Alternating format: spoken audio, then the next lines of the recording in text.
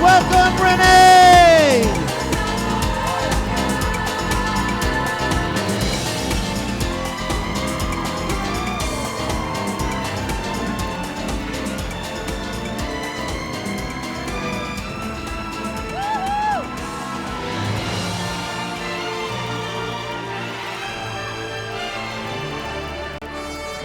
Hi. That was just a sign. Our mystery guest is signing in. How many people are in here old enough to know what's my line? Okay, that's what's. Guess who doesn't know what what's my line is? Guess who's too young? I don't think that means. So what do I do? What's my line? Stretch as far as you can. Oh, maybe that's up going to be to- hard. I don't know. You want to give me a leg up? Let's make a little pyramid here. That could be very difficult. And I don't think I want to go. I could balance on there, but I don't know. No, I don't think yeah, so. that's what I think. Actually, it's just I've been that told to size. stay off the ladders. That's hard for me. I just What if? I think. Yeah, I'll sign it. You know, I can sign Brian, it. I think we should sign it later. I It's think too it's a good tall idea. for her. Yeah. Okay. Okay. I didn't know you were on top. How's everybody doing? I'm doing very well. Yeah, I was just thinking, I hope I'm not going to labor during this. No, I'm kidding. No, I'm very close, due in March. So I'm excited. Yeah, with a little fighting girl coming up. My son's been taking Taekwondo, and I think, you know, it's so funny that he's interested in karate and martial arts. And I thought, well, the first 3 months, I guess I was still kickboxing, so it kind of makes sense. So with this one, I don't know what to expect. I don't know what she's going to be interested in. Thank you. We'll see. But so I thought I'd do a little show and tell because I have been busy, quietly busy, obviously. But woo! Where should we start? Yeah, where should we start? I'll tell you, I know where else. Let me get my little book. I brought a little journal because I was traveling to Israel this last year and I've had some pretty amazing experiences. So I thought I'd just share with you some of the things I've been writing. It's kind of funny, but very revealing. It's scary. So, I had these grand plans of doing these war monologues for you guys, and then I thought, no, I don't think I can bounce around. So I thought, you know, we'll just hang out and I'll just read to you guys. I don't know. Do you have a question, Sharon? I have a question. Rumor has it you went to Israel recently. Oh, well, there you go. Hey, we spent 2 days on these questions. This lady comes prepared. Catherine gave me my cold. Oh, is that what? I'm joking. I'm just kidding. You went to Israel and brought back some little art, very tiny art boxes, which we're going to put up on the screen one at a time. Yes. So what happened is I was heading to Israel in August, and literally I was getting ready to get on the plane, and that morning I found out I was pregnant. And I was thinking, this can't be right, you know? This has got to be some sort of mistake, because I had all these grand plans of, you know, finishing my film and thinking, how do I fit another child into all this? So anyway, I got on the plane and started in Tel Aviv with my friend, who's my neighbor now. Her family live in a place called Ashdod, and we were there during the Gaza pullout. And needless to say, it was a pretty tense time. But anyway, one day we went down to the markets in Tel Aviv, and while I was there, I went to this little art area, because I'm fascinated with the oil paintings and the art, and I found this one booth, and it literally stopped me in my tracks. And I saw this one, this little blue, it's the blue one with the blonde hair. Okay, there's a blue one. So there's this little booth with these little wooden boxes, and they were painted. And this one that was blue had this kind of this lady, but she was actually quite striking because it sort of reminded me of a muse and different things that I've been wanting to paint. So I stopped and I looked at it, I thought, well, that's really beautiful. And then I set it down. I picked up this other one. It was a pink box. And I thought, well, this is quite cute. And as I picked it up, it opened. I swear it opened. And on the top was this picture of a lady, and she looked like she was holding a little boy. I thought of Miles. And I thought, well, that's so strange that it opened because there's supposed to be a blessing inside. And I thought, well, okay, I'll buy the box, and figure out the blessing. So I opened it up. I had no idea. Took it home, took it to my friend Natalie to read and translate to me from Hebrew. And it ended up saying, this is for good luck in delivery. I'm like, whoa, wait a minute. And I'll read to you what it says. And this is, again, through Hebrew. But it said, I will carry my eyes into the mountain. From there will rise help, my nation helper, God, maker of sky and earth. He will not give despair. Your feet will never numb. Your guardian will not nap or sleep. Keeper of Israel, God keeper. He will be your shadow and your right hand. The sun days will not pass by, and he will rise in the night. God will protect you from harm and guard your soul. God will guard you with your delivery when you come for the day until the end of the world. I thought that was pretty amazing. So I obviously took that home.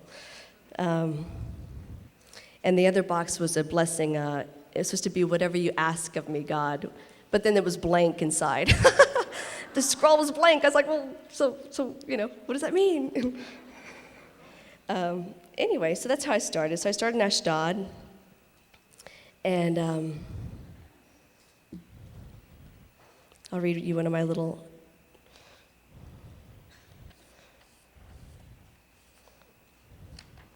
This is my notebook. This is funny.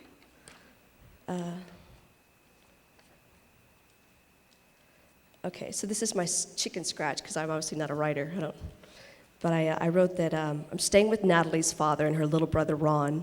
Can you hear me okay? Can you hear me okay? It's very difficult sitting at the meals and not understanding anyone's conversations. I've given up trying to decipher what they're saying, and instead I just look for the physical mannerisms around their conversation. Perhaps I will see things more visually this trip. I went with Natalie's little brother Ron and Miles, my son, and Polly to a sunset swim at the Mediterranean Sea. I filmed them. Of course I did, Miles had a blast while I still felt my heart palpitating watching him in the surf. I stopped by the cemetery with Natalie to let her light a candle for her brother Paul, who died in a helicopter accident while serving in the military. There's beautiful fruit here. It's so flavorful. There's warm nights. Natalie and I had the best walk for about an hour, late at night by the Mediterranean Sea. We walked through the sand dunes for exercise. All the while, I nervously watched for snakes, as only a Texan could. It was so warm. I felt so fortunate and a little in awe to be here. So that was my...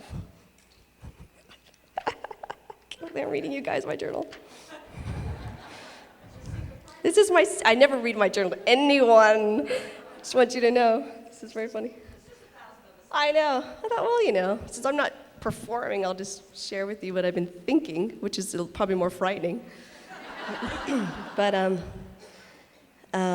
so that night, Natalie and I discussed politics.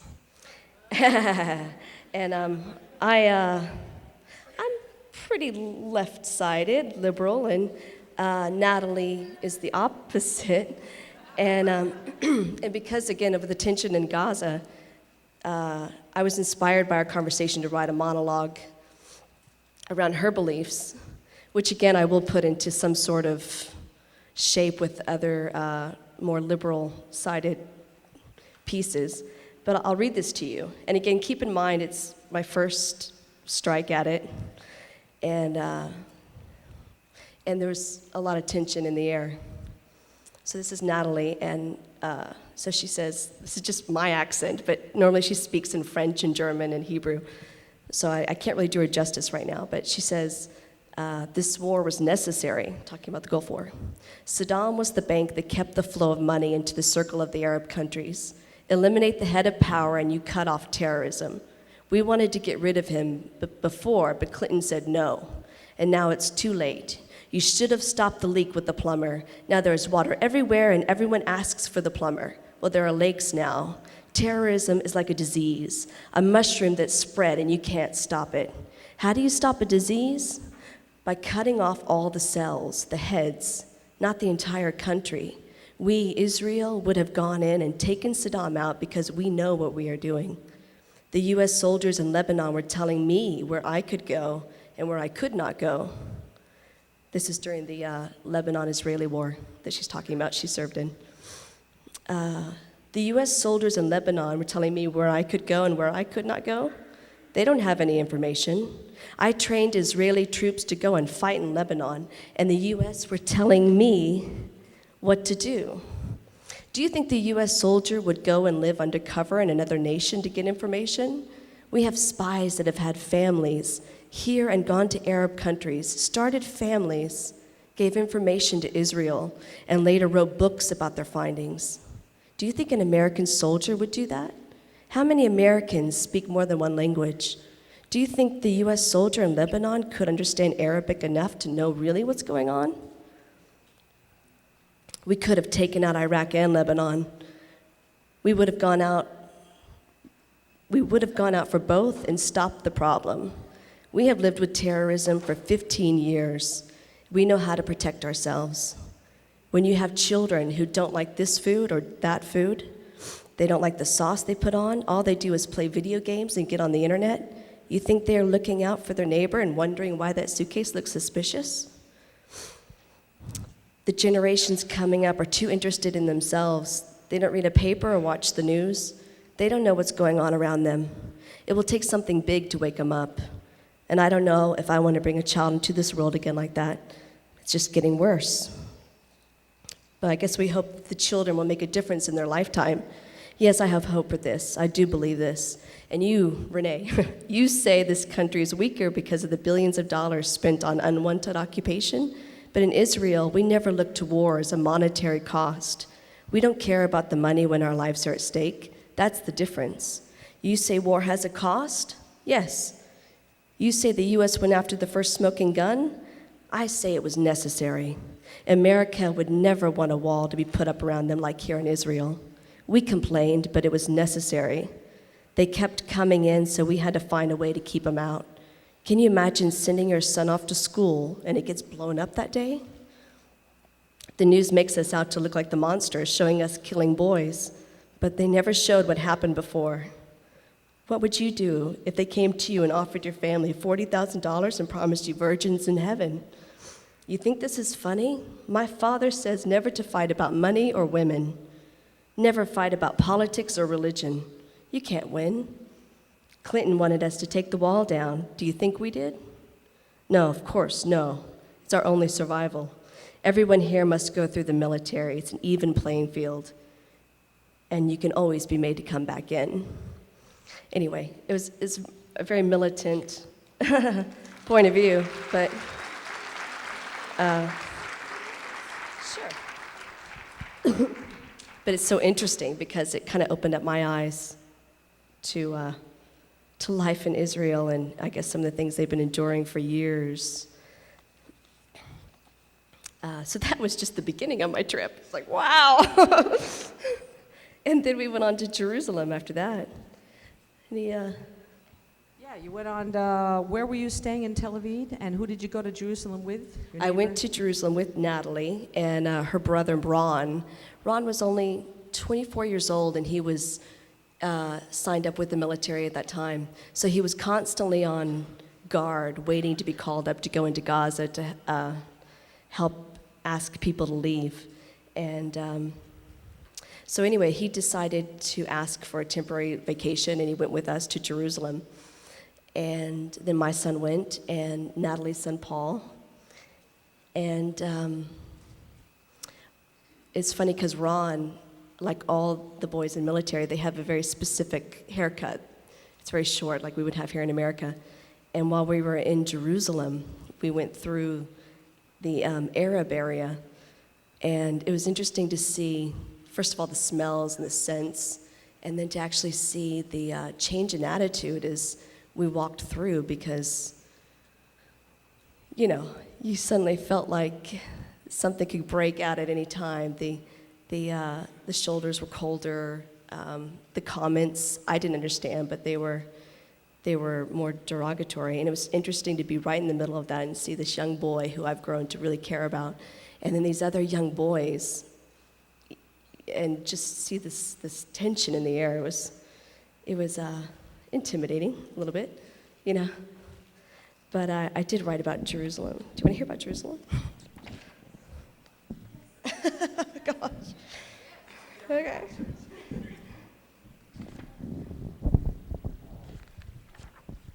Okay. This is kind of funny. Okay, so this is Jerusalem. So we started off at the top of Jerusalem, looking down on the city, and I wrote Jerusalem is amazing. It's seeing the importance of one city for so many religions. From the Chapel of Ascension, where we looked from a distance because it was in the Arab territories, to the King Solomon's Wall. It's the Western Wall, where the men and women are divided. It's funny because the boys were celebrating their bar mitzvahs on one side, and they had this fence that branched off the women. So I for the first time in my life, I was segregated, you know? And it was really weird because I've grown up in such a modern city to have to look through the fences and the little cracks to see what the men were doing, you know? And I was sitting there and I was going, but this is probably one of the most beautiful, wonderful times of this young boy's life, and the mothers are sitting on chairs and they're doing their Xena cries, you know, going, ah, la, la, la, la, la. I'm like, wow, this is the real thing, you know? And they were just, they were so happy, but it was weird for me, coming from such a Western state, to have to stand up on the chair as well and look over the little fence and see these young boys going through the rite of passage. But I got over it, you know, as you do. And I started looking around, and there were so many different types of people there. There were these young girls with their Torahs like this, and they're praying, and then the older women who were sitting on chairs, and then there were these younger girls with M16s and their army gear, and they were walking up and putting their notes on the wall. So I put my little, you know, blessing on a piece of paper and took it up, made my way in, and I said I wrote a prayer about God and about thanking Him for my family and my spirit, and asking His divine guidance always, asking for His blessings for all of us. And I wrote that I folded it and I put it on top of another little piece of paper in the crack. And then I kind of stood there and I didn't know what to do, you know? And I thought, okay, well, now I'm supposed to pay my respects and back up and not turn my back on the wall, but it just felt sort of hypocritical because I don't understand the history as much. So I was debating, you know, I was like walking sideways, trying to like face the wall and then turn back around, and I finally made my way out. And then we decided to go over to the Greek Orthodox area where Christ was crucified, and that's when basically we went on this pathway through all this rubble and stones, which is the path that Christ walked up, you know, before he was crucified. And, you know, I mean, I was raised a Christian, and it was so unbelievably overwhelming to see that this was it, you know, and this was the place where they crucified him, and then this was the place where they laid his body out, and then this was another place where they entombed him, and I just tried to capture each little moment in time and absorb it, but it was very humbling, you know, very, very humbling. And I could have gone and stayed there all day just because of the history. It was amazing. But anyway, we kept going, and then we walked out, and that's again when we felt even more tension between the divisions of countries and cultures. And by the time we walked out, the group that was with me just relaxed, and they took a big sigh of relief. And then that's when I thought, oh, wow, this is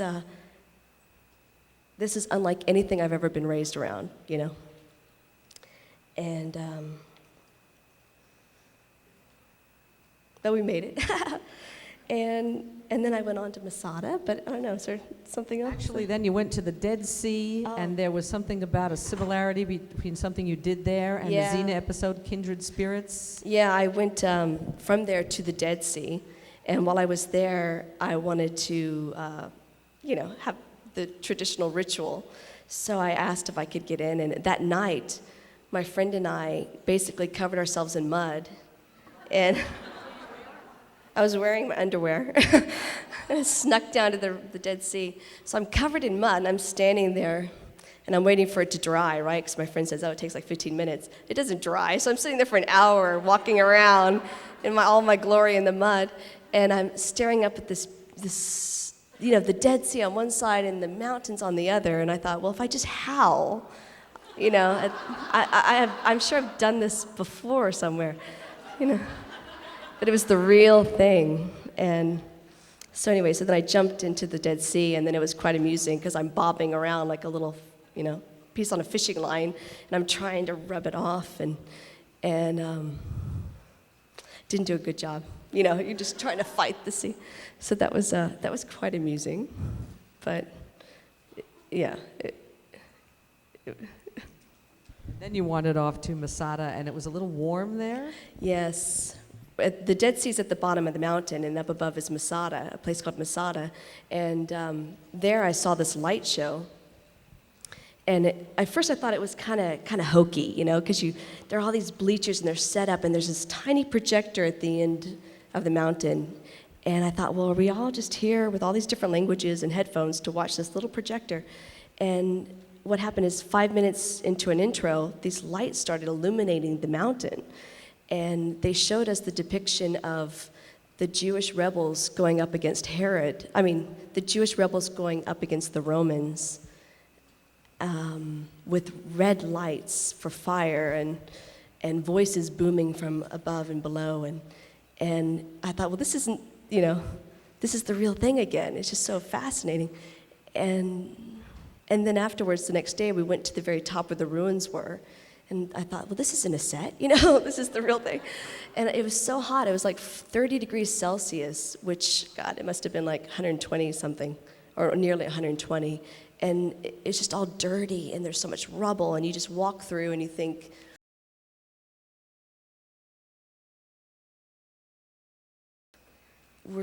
we've been so precious, in our lifestyles.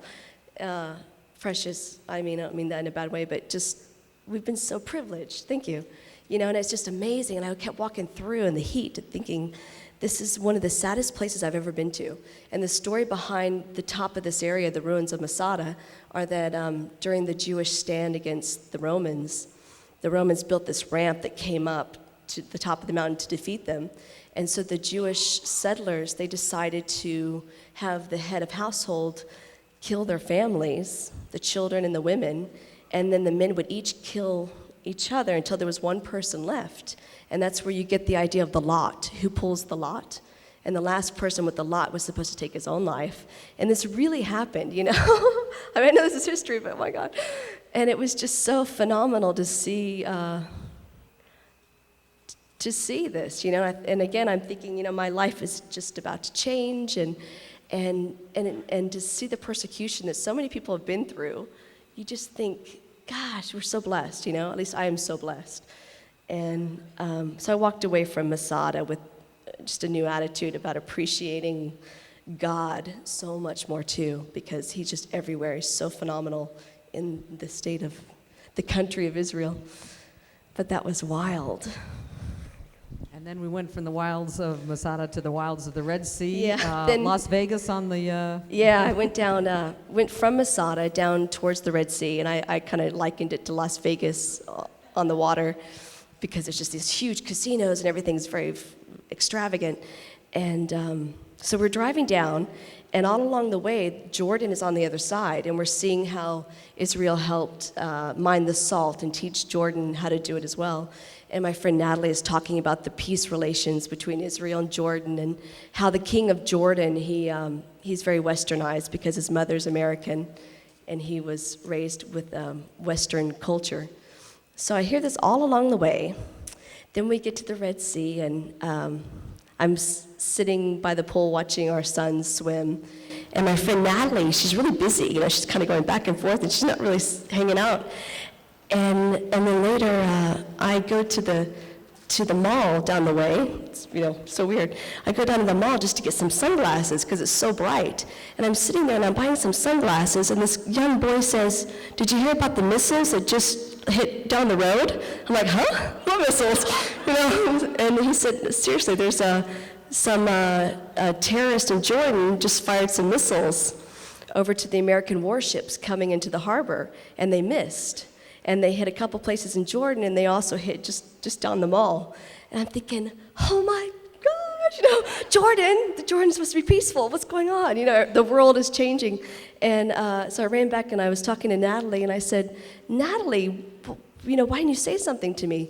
And she said, "Because, you Americans, you overreact to everything, and I knew you would act like this." And I'm thinking, oh my God, I gotta call my parents. And she's like, "This is what I mean, And I thought, yeah, that's weird, because sure enough, at the mall, everybody knew there was a bomb that hit, but people are running around eating McDonald's, And the girls are running around in their bikinis, and life went on. And I just thought, oh, wow, I have not a clue what it's like. So we kept our plans that afternoon, and we went out to the Red Sea, and my goal was to go parasailing. So I kept it. I got up on that parasailing boat, and I'm up there far, hundreds of feet in the air, and I'm just driving by the Jordan flag, and I'm going, okay, here we go. This is life. Just another moving target. But I would have been a bigger target now, yeah.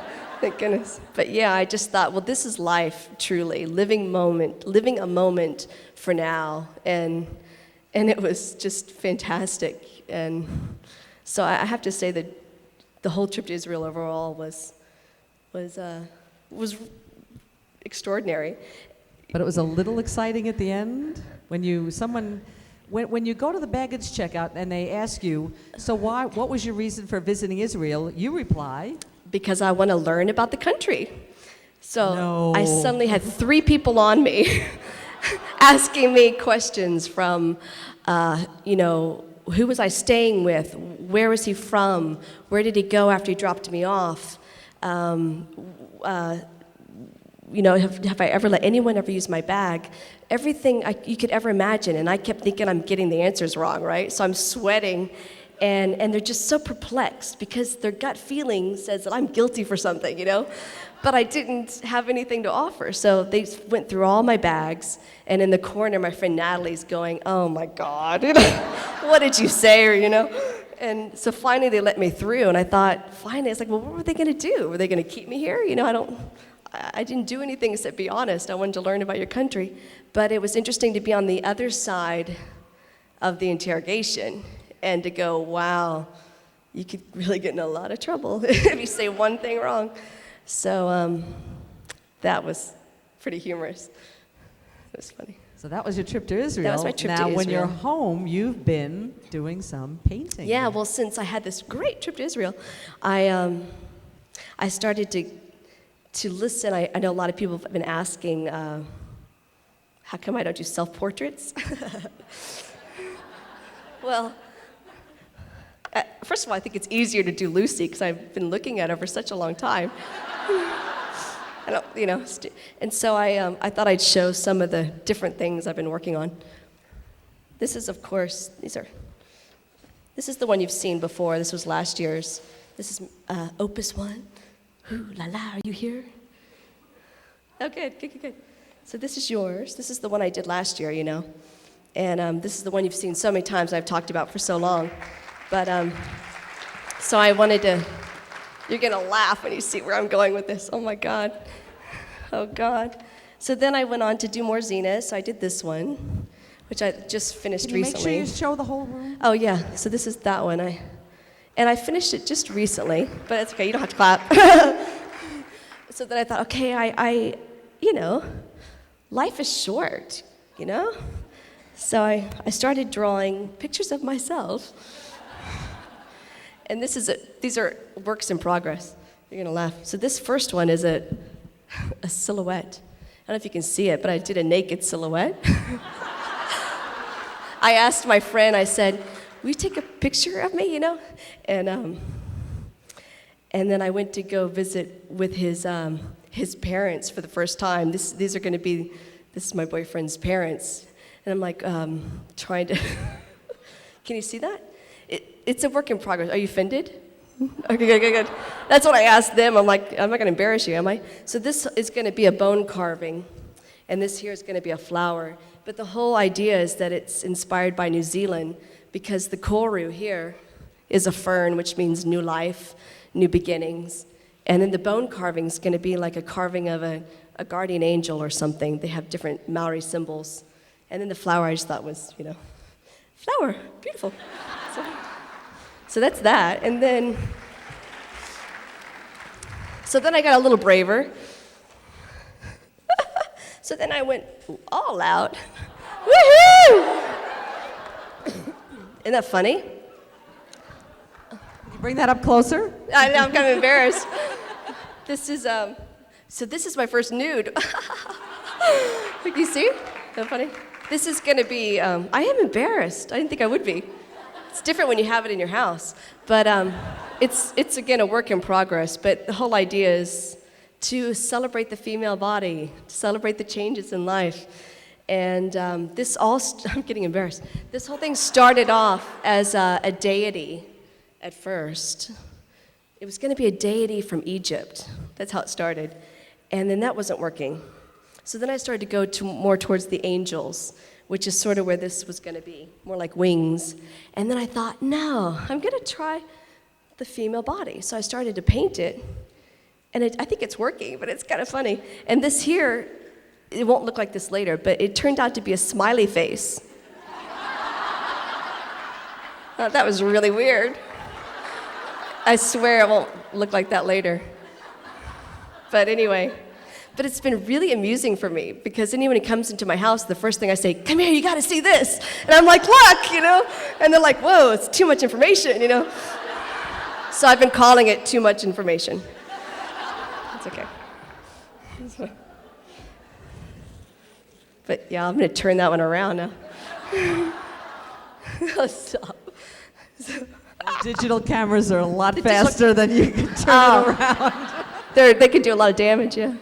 It's definitely just a place where I'm at right now, because what I want to do with my career, especially my acting career, is I want to do parts like this. I mean, not just nudity, but I mean, I want to do parts where it's soul bearing and just raw. And that's what I've been looking for. And it's fun for me to do the oil paintings, because it's still an expression of where I'm going. So I'm on the right track. I'm just waiting for everything to fall in place and have just those right projects that are really going to be challenging, because especially after Alien Apocalypse, I kind of thought, you know what? It's not who I am completely. And life again is so short. I thought, it was a fun, don't get me wrong, it was a fun project, but there's so much more here, and I didn't want to just do the next television movie like Alien Apocalypse, So I'm waiting. There are a lot of things brewing. Which leads you into Diamonds and Guns, and the segue from the 3 producers and a director to just Last me. One Standing. So with Diamonds and Guns, literally that's obviously, as you know, been my project here for a couple of years, but there was a point during this film project where the camps were divided, and this other girl and I, as the producers, were on one side, and on the other side was another producer, the writer, and the director. And my friend and I said, you know what, this film isn't good enough. We've got to keep working on it. And the other team said, no, we're done. This is what it was. So the director and the writer walk off the project. And so that's when I thought, no, this is still not good enough. So we reshot some new material, and that's when I asked Ted Raimi to come in. And Ted Raimi wrote some new, scenes in the beginning, and he acted in it, and it came off much better. And then just recently, the other producer that I was working with has left the project to go to other things. So it's just me, and I thought, now why am I working so hard on this one project that was not even my baby to begin with? And it all comes down for me that the people who originally believed in me, who were from Xena, have put their faith in me, and I can't just walk away. You know, I have, not to mention all you guys who have helped, you know, with all your support with the film, but I've had the cinematographer who came from Xena, who's a dear friend, the editor from Xena, who's a dear friend. I have now the composer from Xena who's helping me. And all these people are just, you know, the relationships are so strong that to me is more important than getting tired, you know, and walking away and saying it's good enough. I'm gonna finish it for all these other people, and I will. And, but that's been just my goal, finish, and I'll be finished hopefully in February or March. And it's a cute film, you know. There's a lot of cute little moments, but it's been such a lesson in staying power and perseverance and keeping your word and learning to say, I have no idea what I'm doing here, you know, help, please help. Because that's such a great lesson, I think, for anybody, to always say, help me here, I need help, at least for me. Help. So, it's good. So I think we'll open it up to the floor for questions. And then the hands start questions? to come up. Anybody? Yeah, they're starting over there. Yeah, how's it going? What's the inspiration for my non-Xena related artwork? I think at first I was going through a series of Xena art because I was fascinated by it, but now I'm getting more into things that are more personal. And colors and I guess spirituality is definitely a place I'm at right now. So I think the angel, that one piece came out from that. And these others are just, again, just fascinated with the miracle of life in the female body. So that's what the inspiration is right now. So we'll see. I don't know. I usually go in a series of 3, and then I'm like, okay, gotta move on. And the baby's name, I don't know. Is my son Miles excited about the new baby? Well, let's put it this way. I've got the crib set up, and there are all these cute little bears. And he climbed in, threw each one out, picked up Batman and Spider-Man, put him in the crib, and he's like, yeah, this feels right, you know? So he actually is such a dear soul. He'll be great. He's going to be a great big brother. But of course, you know, this is new territory for him, so he's feeling a little curious about how his life will change. Yes.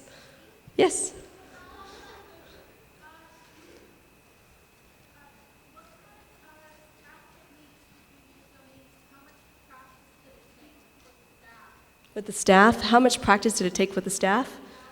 How many hours? God. You know, from the beginning, I remember when they first took me into this warehouse and gave me the staff and started showing me the moves, up until they retired the staff, I was constantly playing with it. They would show me 4 or 5 moves, and then I was the one that just loved it, you know? And my son's the same. Just today, he's got this little toy sword, and he's like banging on the cabinets. I'm like, hey, slow down, what's going on, you know? So, I don't know, it's in the blood.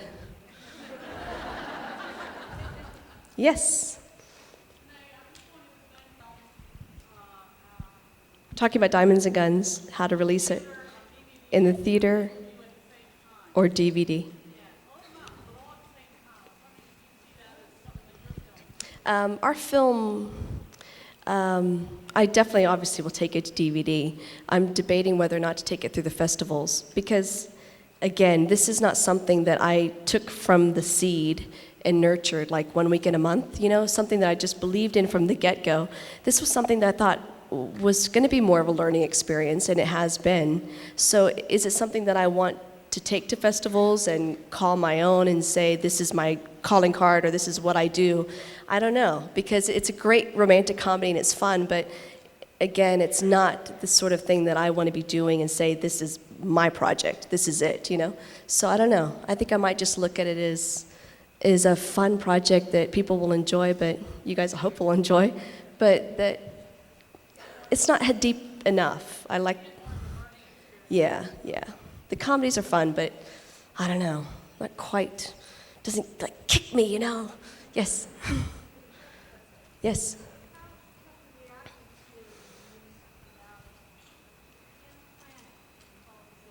How do I react to the 10th planet called Xena and the moon Gabrielle? It wasn't a compliment, you're right. Yeah, I was surprised, that's for sure, especially with the moon, you know? Well, I'd heard about the Xena planet, you know, years ago, actually. So it's kind of funny that they just found the moon. And I don't know, you know, it is, it's surreal, you know, it's just surreal. How would you ever imagine that our little show, you know, from years ago would be hopefully a part of history? I know they haven't confirmed that those are the names, but they nicknamed them. But that was a kick, you know.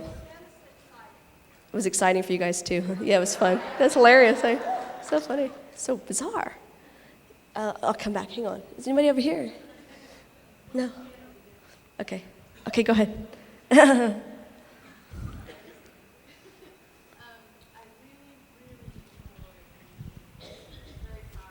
Talking about one weekend a month? Yep.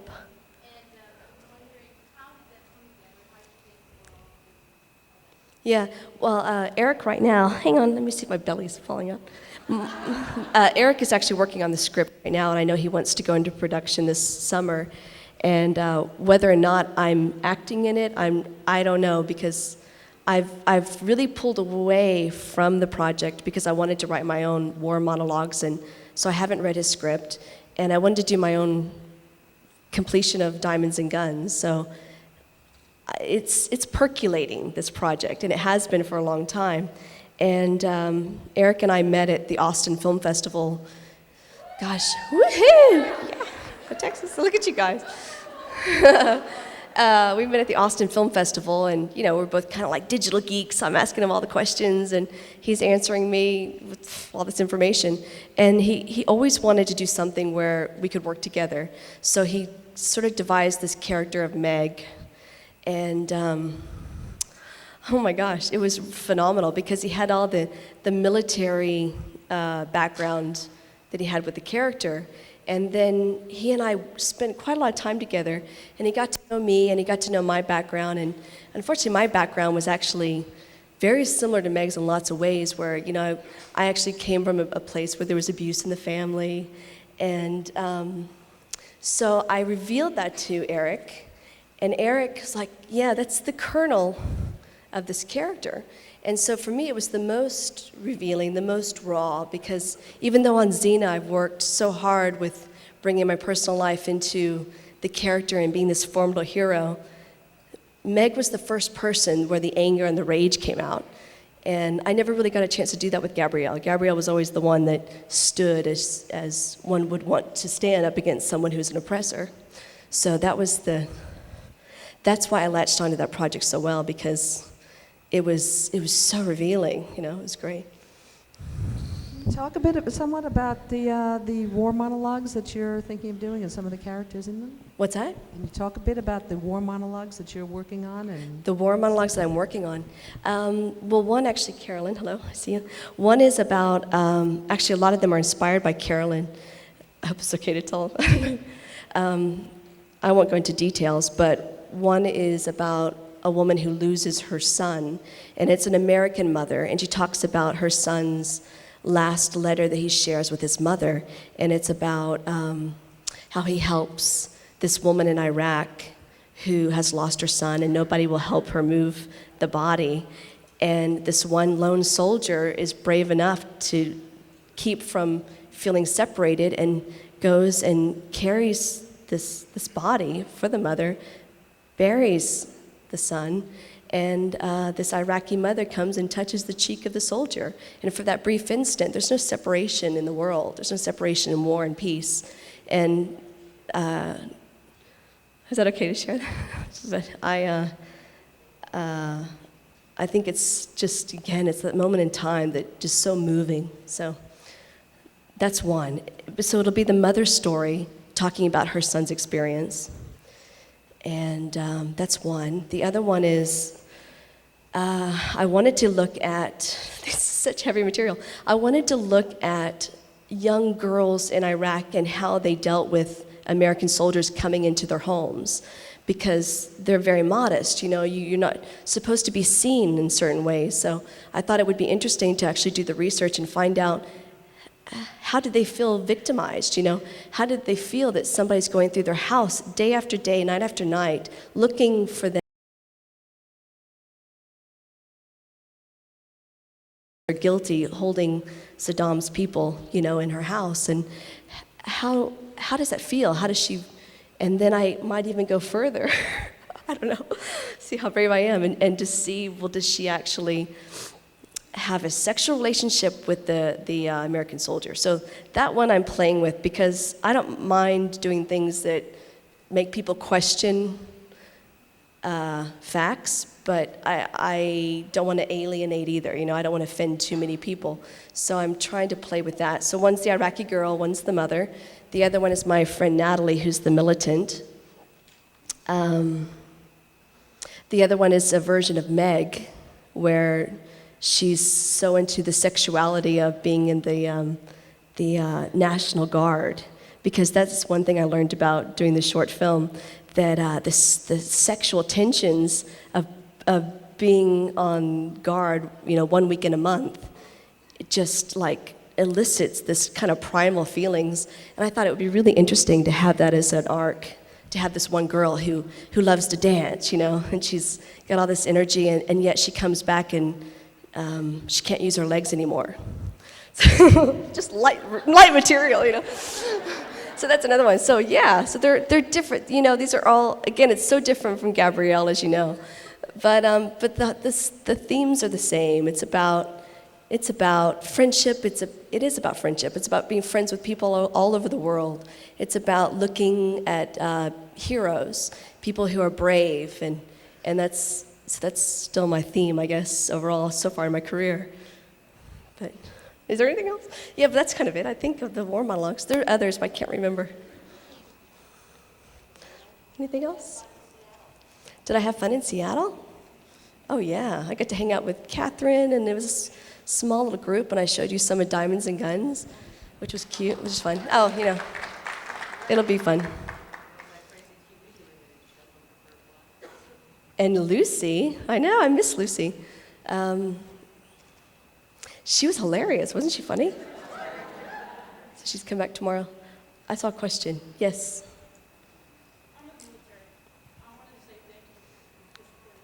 Oh yes, thank you for supporting us. She's in the military. Wow. It's funny because I still can't believe how much the war is affecting my career. Like I said, there's this 1 week in a month film, and there's the war monologues, and there might be another project. I don't know. There's just so much around this that's motivating me as an artist of some sort. Yes.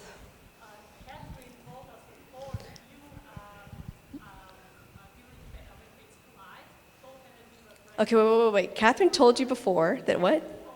Yes. When Fates Collide was filmed. I did. Tell her. She said I told Catherine early that I got pregnant during When Fates Collide. How was about the other episodes? Did you tell anyone, or did you just do all the pics and Did I tell anyone else I was pregnant? No, but it's kind of a funny story because Daniel Cormack was on set quite a bit, and I kept asking her all these questions about pregnancy and being a mother, and she finally went to Lucy and she said, "Is Renee pregnant?" And Lucy's like, you gotta ask her, you know?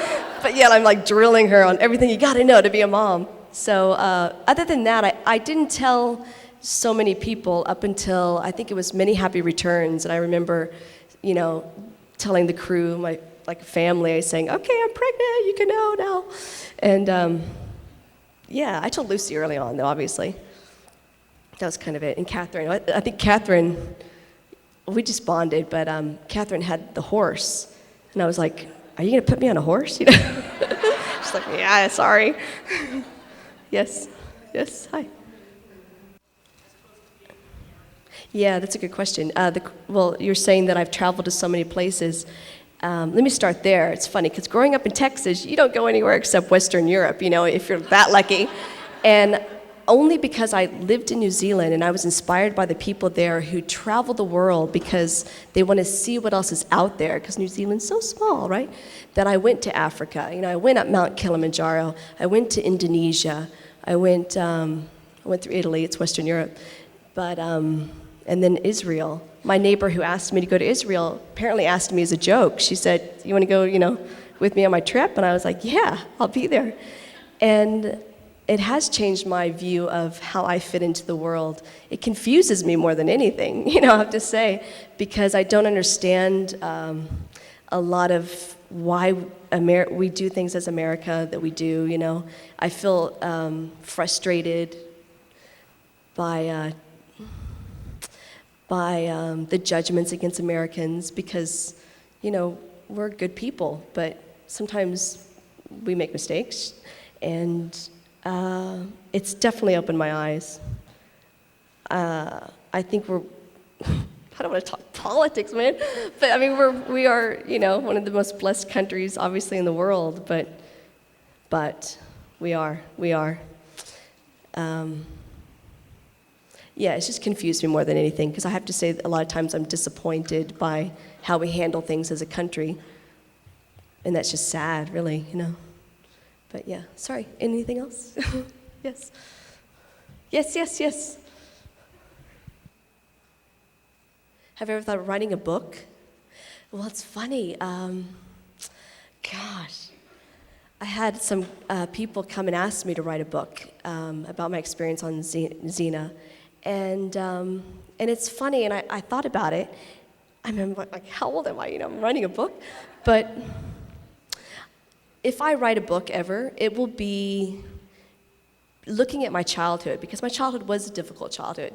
And to look at how Gabrielle and the show brought out the courage in me to stand up to people that I think are wrong, that should be told they're wrong. And it was definitely a pivotal point in my life playing that character, because for the first time I've got the stick, and I've got, I'm gonna tell people what I think. And if I ever write a book, it'll be about showing how you can overcome anything in your life. And I'll definitely would tie it into Xena, but I'm not ready for that yet, I still have a lot of living to do before I can bring in even more. Yes. Okay. Good, it's a light question.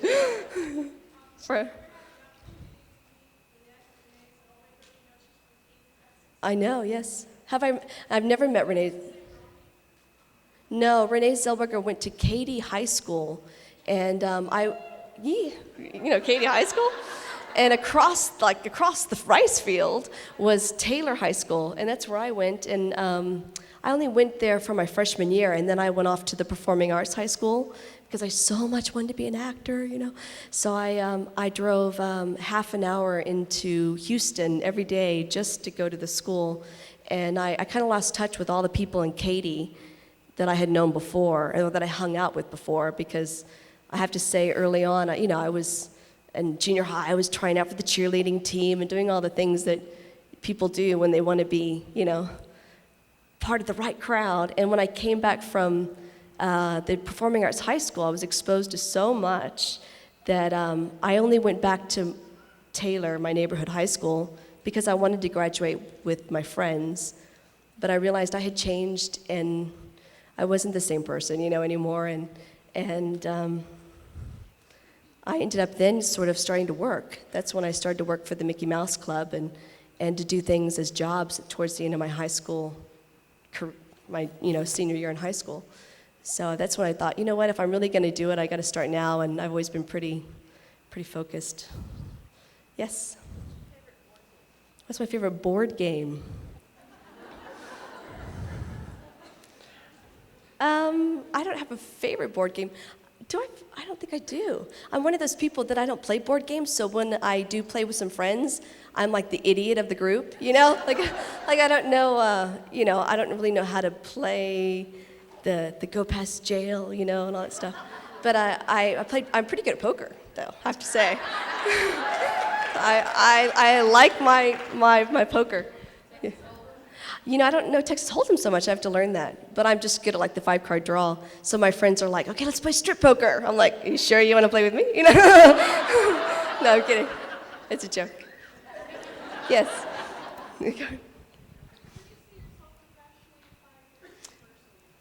Where do I see myself professionally in 5 years and personally in 5 years? Personally, well, life is always interesting.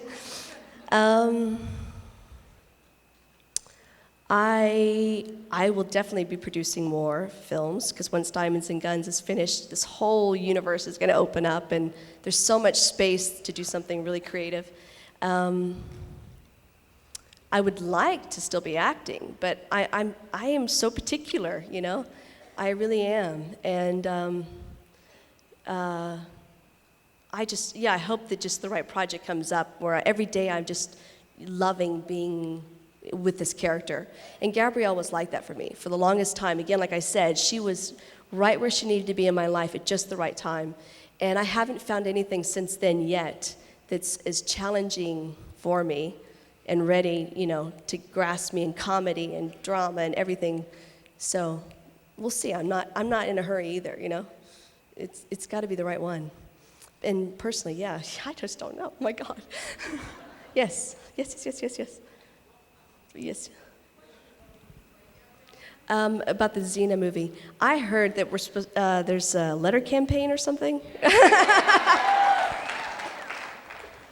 I think it'd be really fascinating to play Gabrielle. I don't know. I mean, I would definitely do it because Rob is one of those people that if he asked me to do something, I would do it, period, because I am so loyal to him. He's been such an amazing person in my life. So yes, if he did the Xena movie, I would definitely be on board. But it's going to be so interesting if it does happen that I just can't even imagine, like the changes and the nuances that my life is how it will affect the character too. So who knows? I don't know. I would do it though. That's the answer. Yes. Yes.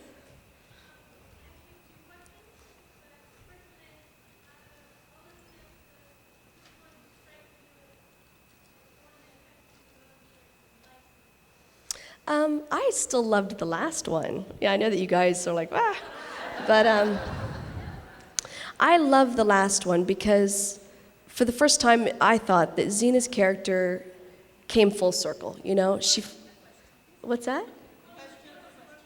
Oh, the question is, what was my favorite favorite Xena episode, or, you know, which one touched me the most? And if I think of which one touched me the most, it was definitely the last one, because it came out of left field, you know. I didn't know they were going to decapitate Xena, you know, and I thought that Rob was so brave in doing something that he just felt was right, and he didn't ask for other people's opinion. He did, of course he does, always, but he didn't think so much about it where he got lost in the story. He just did what he thought was right for the character, and Xena's redemption is beautiful. I mean, and of course it was the end of the show, so the whole thing I hold very sacredly, that episode, those two together. Yes? He's currently stationed in Key West, Florida, working with the military. His wife's at home taking care of her kids. I have to tell her, I mean, it's a lot. My daughter was born in 2003. Her name is Alexandria Gabrielle. Sweet. Thank you. His daughter was named Alexandria Gabrielle, born in 2003. Congratulations.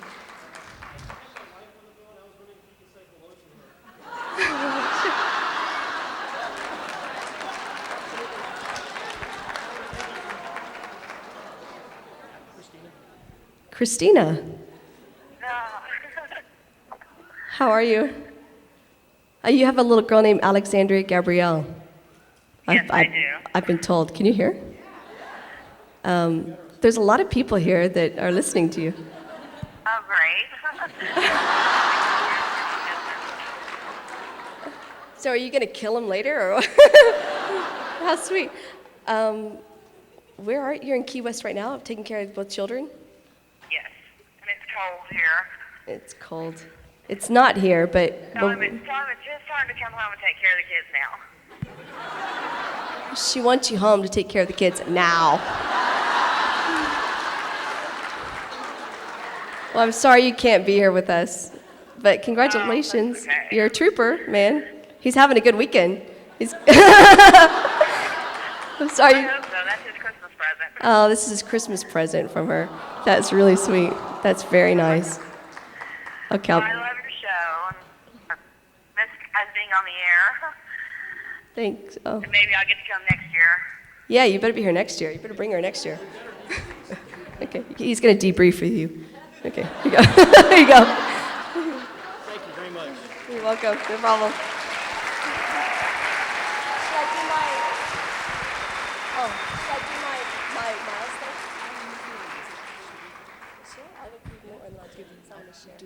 Yeah, I have a little thing that I wrote about my son, but I'll do it in a minute. Go ahead, yes.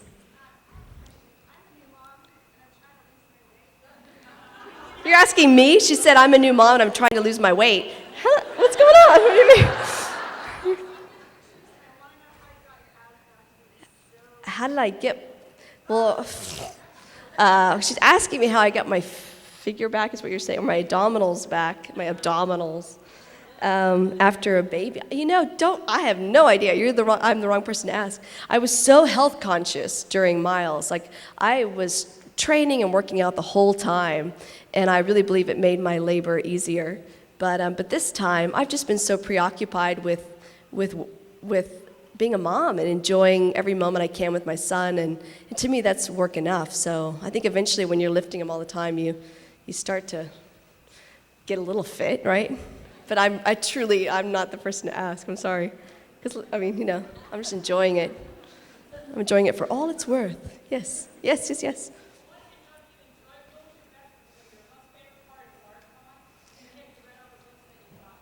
Oh, man.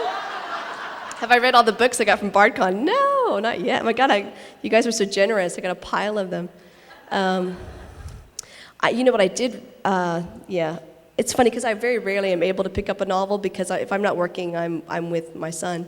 But I picked up The Red Tent just recently, and I read that. It was really interesting. I don't know if you've read that. But anyway, my favorite part of BardCon was the talent show. Seeing everybody, seeing like the Dancing Gabrielles and and T's Shake It, Xena. Right? It was great. That was a wild. They're here. Of course they're here.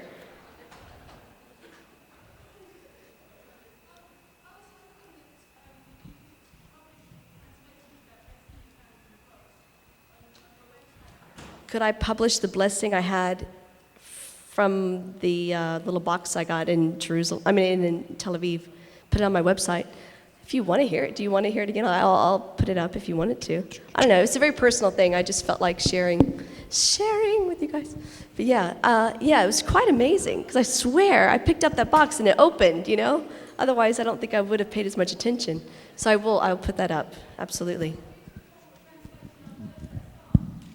You have heard the psalm before. Oh, okay. Really? She said it's the nicest translation of that psalm that she's ever heard. Well, I'll have to give that to my friend Natalie, who translated it for me. And believe me, I was dumbfounded. Yes, yes, yes, yes, yes.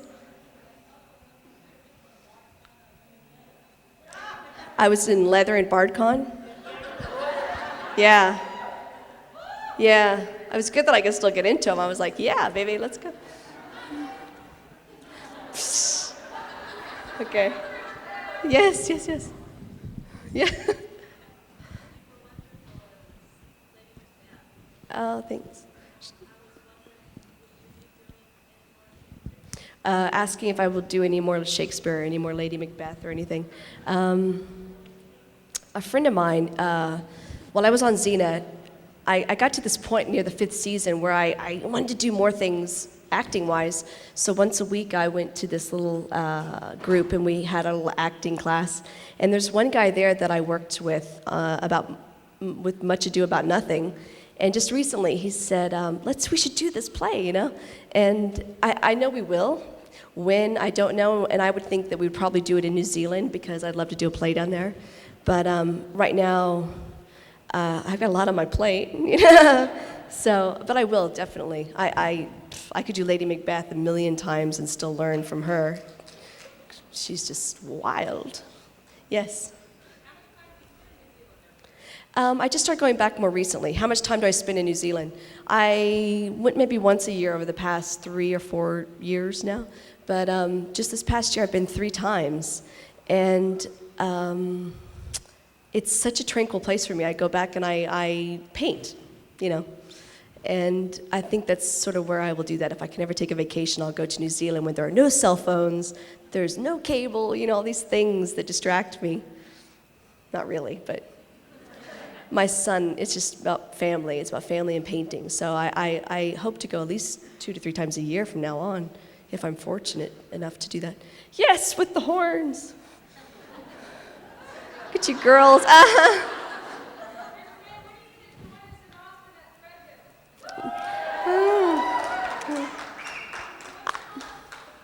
Once a month at Thread Gals. You're the girls, I know. Soon, I hope. I need some chicken fried steak, man. I've been craving it. Soon. Yeah, Carolyn, yeah. You guys look great.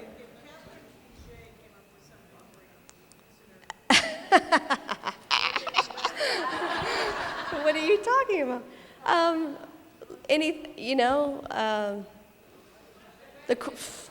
If Catherine Fugere came up with something for me, would I? She's working on things. I know she's working on things. If it's these things, if they're meant to be, they are yours. And like Gabrielle was the funniest thing. I mean, I remember there were, for the breakdown, they call it breakdown when they're describing a character in the casting session. They're like, okay, we want someone kind of like Renee, but younger. I'm like, but can I play Renee? Can I do that? I want to be Gabrielle. So it was funny, but I had to earn it. You got to earn your path, no matter where you are. You pay your dues, and you stand up and you do your best at all times. And if something comes up that Catherine's working on, and it's the right match for me, I will, do my best to be in the room and be there. And maybe, who knows? Maybe it would work out. I don't know. I don't audition much anymore. I decided to, I was so discouraged by the things that I was having to audition for. I really was. I just thought, God, it's not me. And if I don't feel 100% about something that it's going to take up so much time, like a television show, then it's just not worth it, because we worked really hard, as you guys, know. And you've got to just 100% want to be there all the time. And so I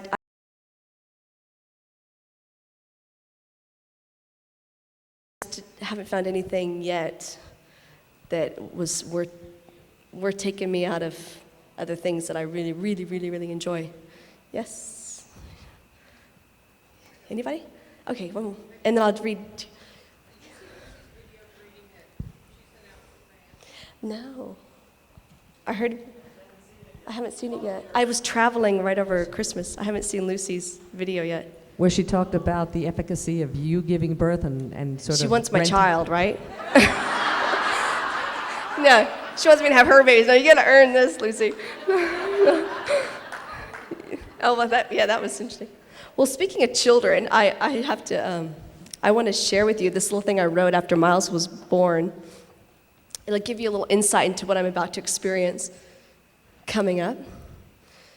I called it The Gift of Miles, and it was about my journey at the hospital. Now you have to understand that before Miles was born, I was really into natural childbirth, I mean, I wanted to do it all naturally.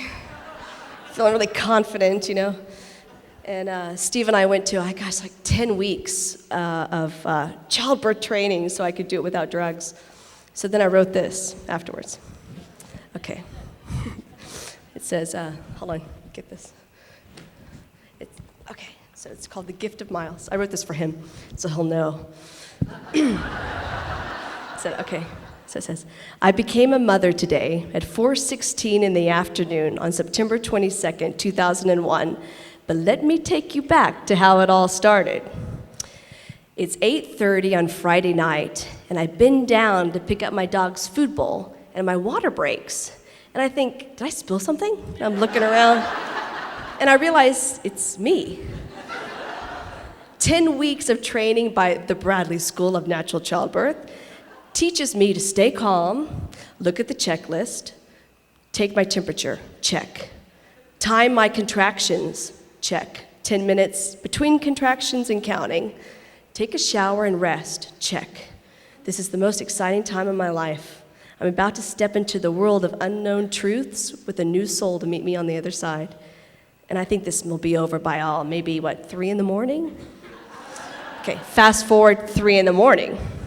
I'm at home, I can't sleep, I'm walking the floor, I'm waking up Steve at every half-hour interval with an update. Steve, the contractions are coming every 3 to 5 minutes now. I've tried sleeping on the floor, I can't get comfortable, I tried watching TV, there's nothing on, I'm irritated and I'm uncomfortable, and this is starting to hurt and I want to go to the hospital. He's like, the voice of assurance, no, Renee. You know the Bradley method says to stay in the comforts of your home as long as you can. Read the book, remember? You aren't showing the signs of needing to go to the hospital yet. Then I go, but the sooner I get there, the sooner the baby comes out. And he's like, no, Renee, it doesn't work that way. Your contractions are still inconsistent. You don't look ready to go yet. Okay. Here comes one now, Steve. My stomach is getting so hard, and I'm having pain in my back, and I want to go to the hospital, and I want to go now. Renee, the Bradley method suggests waiting until you look really serious before we go to the hospital. Fuck the Bradley method! Take me to the hospital! He says, okay, you sound ready. I'll get the bags. Okay. So I have never in my 30 years had such a horrible car ride. The car was horrible. Every light we get to turns red. And I'm certain that the road has more holes in it than it ever did before. I can't stand the car. I can't stand to be moving at all during my contractions. Steve, just stop. Slow down. Stop. Don't move. Here comes another one. I can see the light is green, but don't move yet. Okay, I'm fine. Go ahead. God, this is the longest car ride into the hospital I've ever had. I can't believe it's taking so long. Cut to. I'm now 2 minutes apart. I check into the hospital, and I learn from Nurse Susan that unfortunately, I'm only 3 centimeters dilated. I should have stayed at home. I have to get to 10 centimeters before the baby comes out, which means I have a really long night ahead of me. So we start our Bradley method of, what did we call it? Bradley method of natural childbirth approach to activity. The theory, I can help Miles find his way down through gravity and movement, right. So there's walking and walking. We start a circuit course around and around the labor and delivery floor. We see all the new babies in the nurseries getting their feet stamped. We see the new mothers trying to figure out how to feed a hungry baby. I mean, who knew it would be so difficult, right? And then on lap number 9, one of the nurses looks at me like a light bulb comes on. She says, oh, I know who you look like. That's right. You look like that girl on Xena. I'm like, I know, because I am her. She's like, oh no, you're kidding. I'm like, no, I'm serious. Oh, I didn't recognize you. I'm like, oh man. I said, yeah, go figure. No pun. And she said, no, I really love that show. I'm going to go tell the girls. I'm like, no, please don't. So I decided to go into my room and take a really long hot shower. Tonight is going to be about what I am right now, about a woman who's giving birth to a new baby. And the shower feels so good. My contractions are getting more difficult to breathe through. I throw up.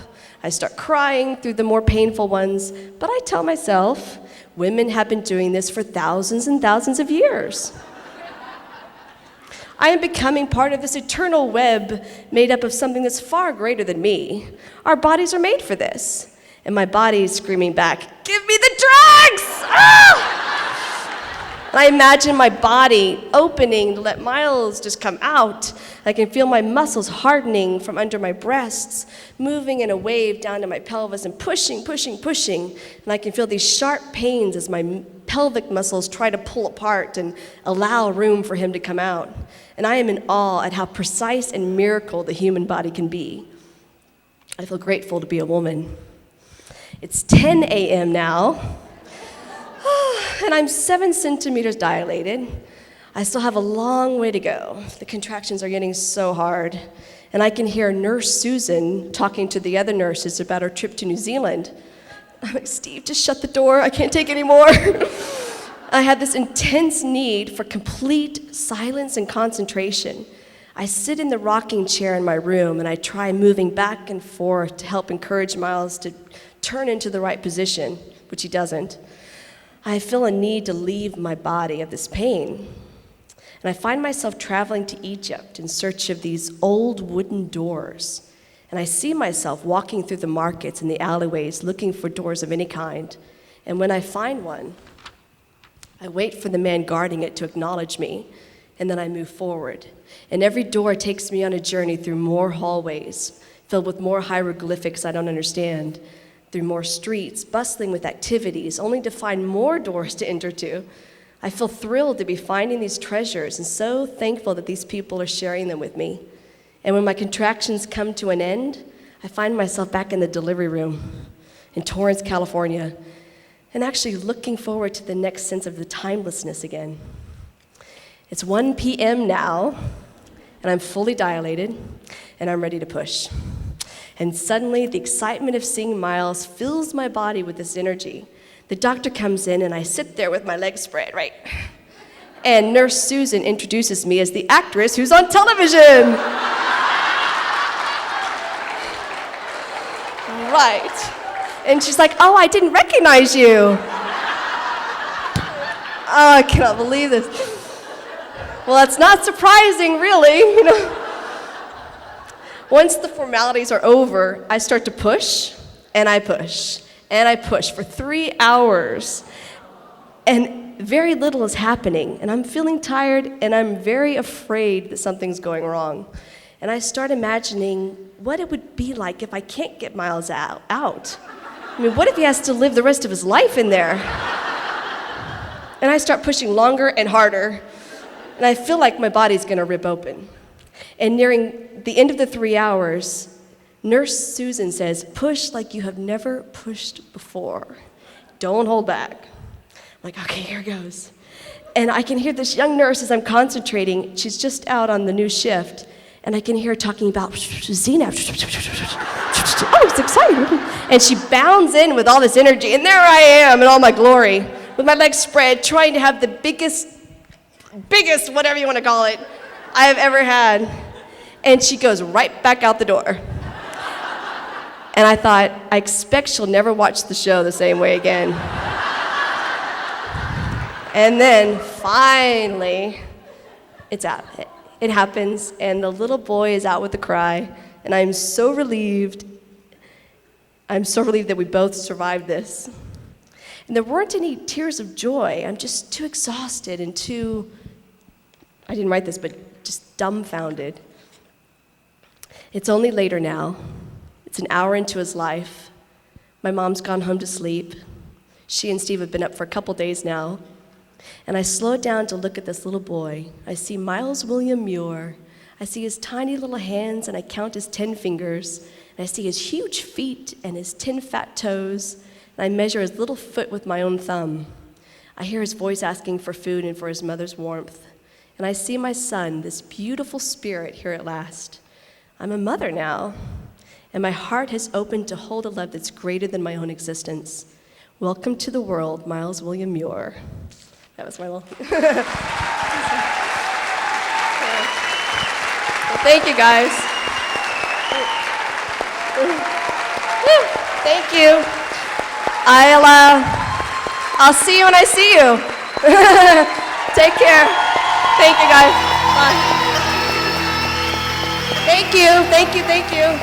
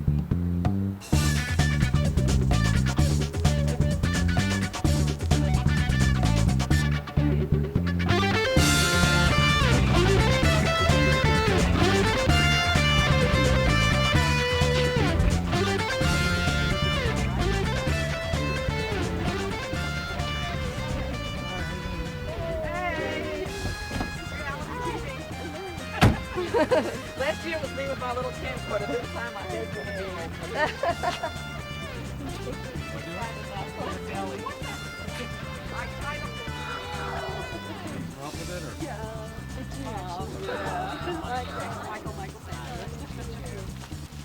And it's space flight. Right here again. I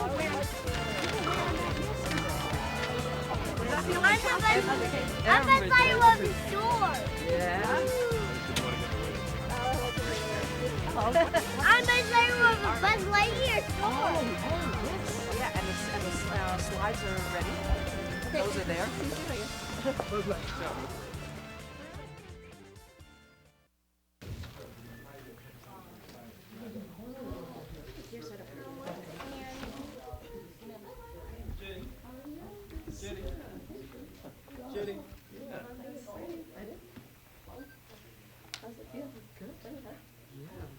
It's just funny. It's all funny, but it's good.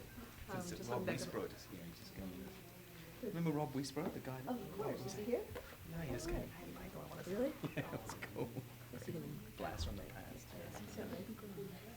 Yeah, yeah. Wow. Don't you think the second one just pops out really quickly though, doesn't it? Really tiny about this one. Is that your So anyway, this is Miles. Apparently they're quite subdued. They're paying respect to you because you were involved. Oh no, it's me. Like the Oh, you were subdued? Oh, okay. That's not like you. I know. Didn't you do any cartwheels or anything? Nothing.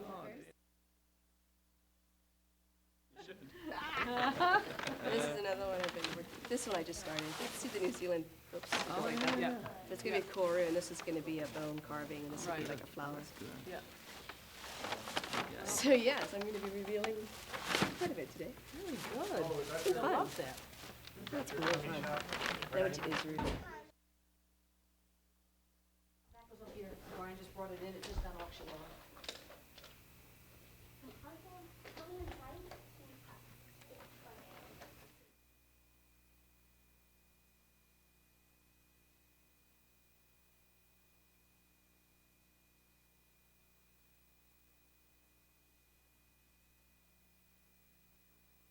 So I think we'll sign it. Yeah. Sign on the glass, on the plastic. Yeah.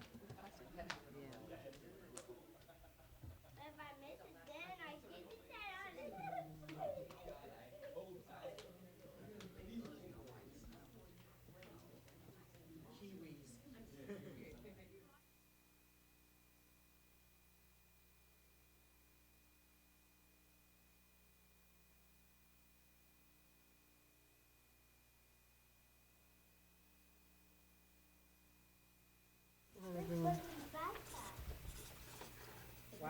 I've got all the questions. Hand mic and You're like on a leash, a battery pack. And I'll give you a warning when your time's almost up, and then give you a cue You're when going to your give time's the up. cue to Sharon, is that right? Well, I do both. Okay, if you let Sharon know. Let me get you one. Renee, wear it up. Okay, now do you have a spot that's good for me to? Probably in the back here. Okay, I can't see a thing. Here's the my wheel controller back here. Let me.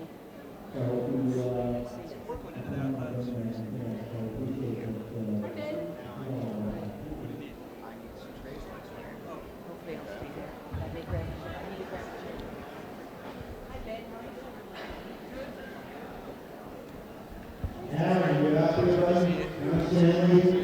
Come on. Sit down the south. Don't be shy.